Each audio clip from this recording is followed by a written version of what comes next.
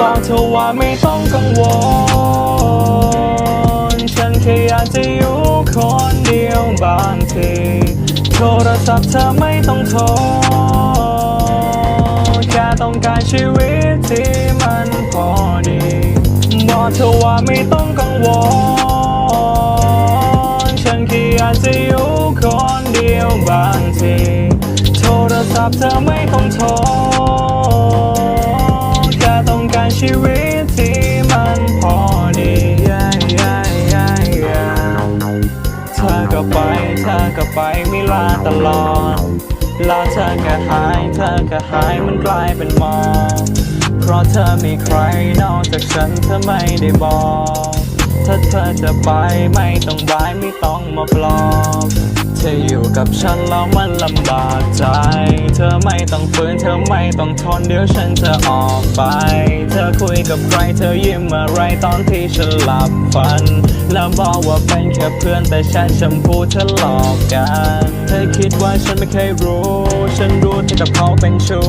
เธอจะทำอะไรจะคิดยังไงอะไรกับใครมันก็สุดแล้วแต่เธอไม่รู้แม้ว่าเธอไม่เคยจะสนฉันเลยงั้นจะทำอะไรก็ทำกันแล้วแต่เธอเลยแม้เธอบอกว่าจะรักฉันตลอดไปแต่ตอนนี้เธออยู่กับคุณก็ฝากให้บอกเธอว่าไม่ต้องกังวลฉันแค่อยากจะอยู่คนเดียวบางทีโทรศัพท์เธอไม่ต้องโทรแค่ต้องการชีวิตที่มันพอดีบอกเธอว่าไม่ต้องกังวลฉันแค่อยากจะอยู่คนเดียวบางทีโทรศัพท์เธอไม่ต้องโทรแค่ต้องการชีวิตที่มันพอดี